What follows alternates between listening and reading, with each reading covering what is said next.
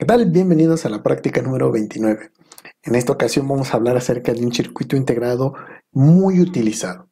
Es el circuito integrado 555. En pantalla te estoy mostrando su hoja técnica y pues precisamente el circuito integrado se utiliza para generar pulsos, para generar oscilaciones, para generar cambios de tiempo. Puede ser utilizado para, precisamente como te estoy diciendo, pues proporcionar algunos retardos de tiempo, como un oscilador o también como un circuito integrado flip-flop. ¿Recuerdas que has visto un poquito acerca de esto en nuestras prácticas pasadas? Pues precisamente es esto. Hay varios circuitos que nosotros podemos realizar con el mismo circuito integrado. Aquí pues nos tenemos un poquito acerca de su descripción. Precisamente aquí pues nos indica que es un circuito que nos va a ayudar en el manejo de tiempos. Y pues precisamente vamos a poder generar time delays o estos retardos, oscilaciones que te comentaba. Aquí algo también muy importante pues es el rango máximo de operación de frecuencia. También, por ejemplo, nos dice que es compatible con TTLs y pues sobre todo su configuración, sus pines, cómo nosotros los vamos a tener precisamente aquí bien nombrados. El pin número 1, recordemos que tenemos la muesca, y en sentido contrario a las manecillas de reloj pues tenemos GND, un trigger o un disparador, por así decirlo, salida, un reset, un controlador de voltaje, un threshold o umbral, un pin de descarga o el pin número 8 que va a BCC. Aquí tenemos algunas de sus aplicaciones, por ejemplo, pues un timing de precisión, lo vamos a poner entre comillas, porque no vas a poder hacer tal cual, por ejemplo, un reloj, tal cual que te esté dando, por ejemplo, 30 o 40 minutos o 60 minutos. Lograr delays tan largos es complicado, se le complica a este circuito integrado. Para eso hay otros circuitos, hay otras aplicaciones que se pueden hacer.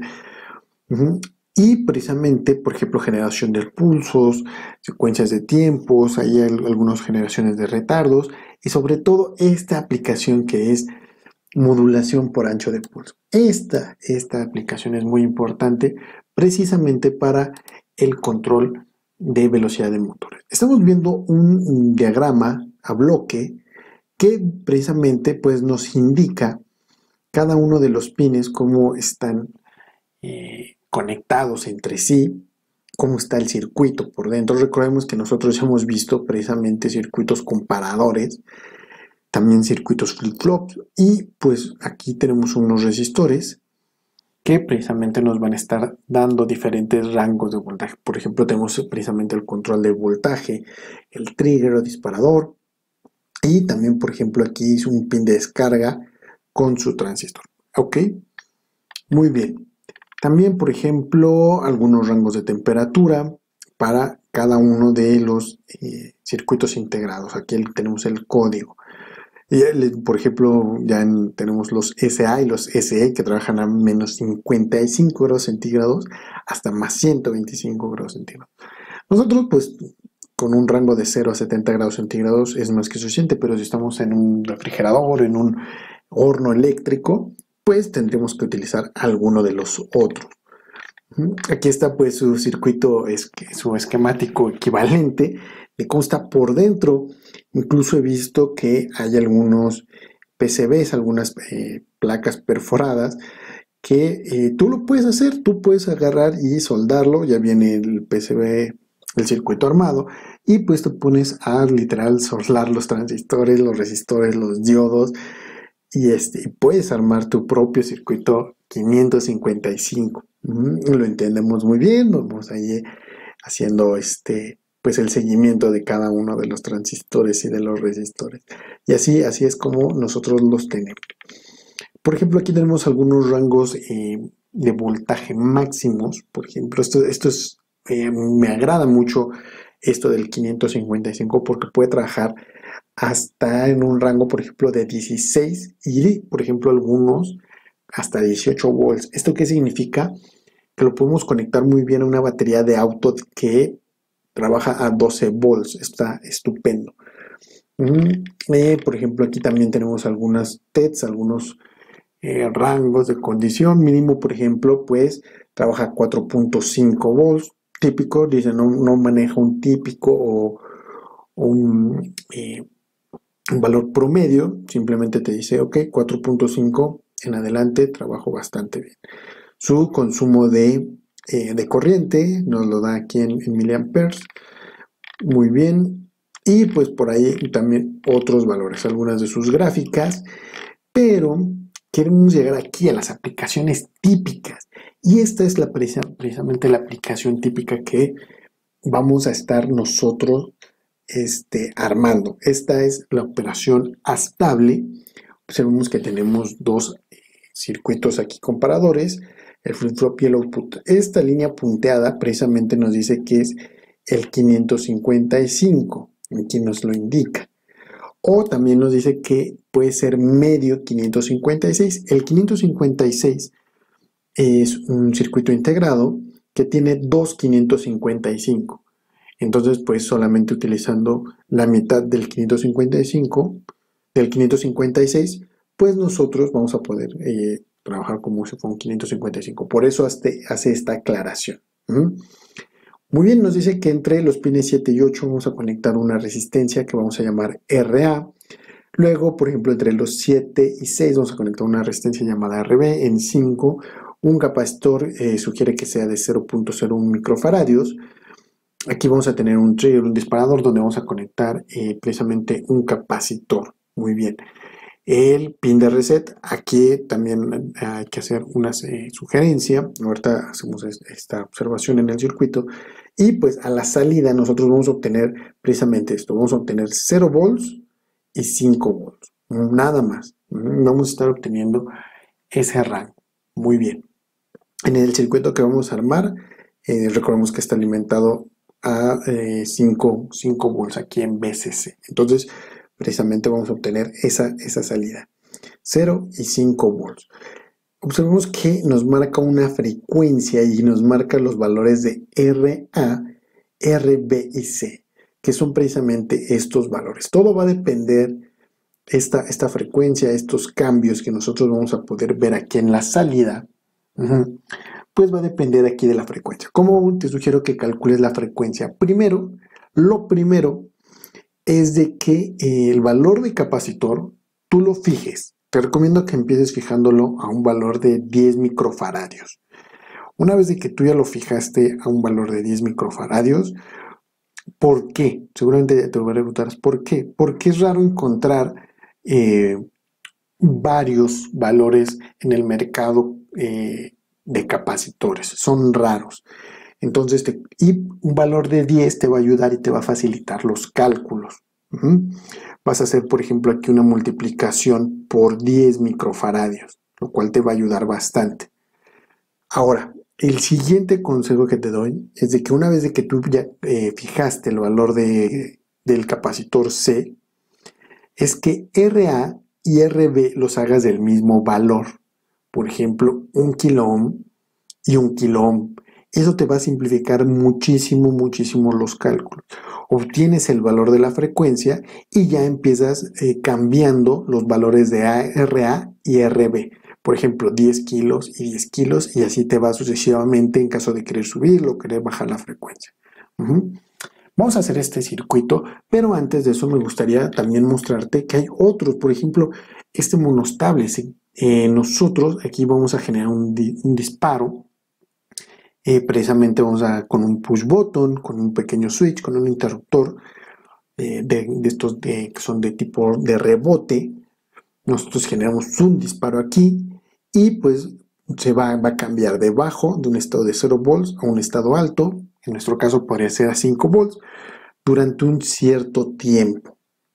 Y pues nos dice que su ecuación para calcular el delta T o esta duración del tiempo, si queremos que dure 2 segundos, 3 segundos, 4 segundos, por ejemplo, pues va a depender del valor de R y de C. Muy bien. ¿Cuál es R? Pues es esta RA, es la externa. No se vayan a confundir precisamente con estos. Y con este valor de C. igual te hago la misma sugerencia, comienza con el valor de C y luego con el de R. Y pues hay más aplicaciones, ¿ok? Y pues ya algunas cosas hay que nos ayudan para cosas más avanzadas de ingeniería. Vamos a cerrar esto. Y aquí ya tenemos el circuito armado. Sabemos que nosotros tenemos aquí precisamente nuestra fuente, nuestro suministro de energía con nuestro diodo, nuestro regulador de voltaje con sus dos capacitores. Aquí ya tenemos nuestro circuito integrado, luego tenemos nuestros resistores de 10 kilos y aquí tenemos uno, este es de 100 nanofaradios y precisamente este es el que yo te decía que es de 10 microfaradios. Observa que precisamente cumplo con esa regla y pues aquí tenemos de 10 kilo ohms y de 10 kilo ohms también.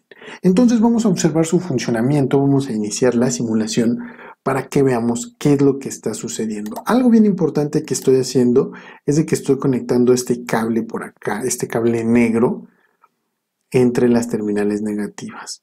Es muy importante que nosotros veamos bien estas conexiones aquí a negativo. Por ejemplo, estos cables verdes son entre el pin 2 y el pin número 6. El 3 es la salida, el 4 pues aquí nosotros es el botón de reset o de restablecer. Como queremos que no esté funcionando esa parte, pues la mandamos precisamente a un estado alto o a 5 volts. Para que no se esté reiniciando, allá pues ir restableciendo. Muy bien. Vamos a iniciar la simulación y vamos a ver qué es lo que sucede. Muy bien, aquí ya tenemos funcionando nuestro circuito y como puedes observar el LED pues se apaga y vuelve a encender de forma automática completamente, pues está precisamente repitiendo este ciclo de encendido y de apagado. Ahora seguramente te estarás preguntando cómo puedo yo utilizar este circuito para controlar la velocidad del motor. Pues muy fácil, lo único que necesitas es agregar un par de componentes, un transistor, un diodo, el motor y a lo mejor pues un potenciómetro. Aquí lo que vamos a ver es precisamente que se va a estar como que apagando y encendiendo el funcionamiento de nuestro motor. Va a comenzar a girar y se va a detener. Esto, pues lo que se va a representar es como una velocidad promedio. La misma inercia que ya trae el motor precisamente va a permitir que se vaya deteniendo, pero de forma gradual, que nosotros lo veamos de forma un poco más gradual. Ok, vamos a ver el siguiente circuito donde lo vamos a ver ya precisamente cómo conectarlo para controlar la velocidad de un. Muy bien, pues como observas tenemos a nuestro motor funcionando, precisamente están subiendo las revoluciones por minuto y pues tenemos el mismo circuito. ¿Qué es lo que hemos hecho? Tenemos aquí en el nodo 21, que es donde tenemos un LED, conectamos la base de este transistor. Es un transistor que ya hemos ocupado en otras prácticas y el emisor lo estamos conectando precisamente al terminal negativo. De otra forma, en el nodo número 20 estamos conectando el colector del transistor, pero también estamos conectando el ánodo de un diodo. El cátodo lo estamos mandando con un cable aquí a la terminal positiva. Y del mismo ánodo que nosotros tenemos aquí de nuestro diodo, pues estamos conectando un cable hacia el motor y el otro cable del otro motor. Precisamente lo vamos a conectar aquí al terminal positivo. Muy bien, si tú aquí lo único que necesitas es, por ejemplo, estar ya cambiando la velocidad, pues lo puedes hacer precisamente con un potenciómetro. Puedes cambiar precisamente el valor de la resistencia, esta resistencia que nosotros tenemos aquí, por un potenciómetro. Ya una vez de que tú conectas ese potenciómetro entre el nodo, que es precisamente el 16, y aquí la terminal positiva, vas a estar pudiendo cambiar la velocidad de forma manual. Con tu mano vas a estar moviendo el potenciómetro y vas a estar cambiando este valor. Espero que esta práctica te haya sido de muchísima utilidad. Nos vemos en la siguiente práctica. Te mando un fuerte abrazo. Hasta luego.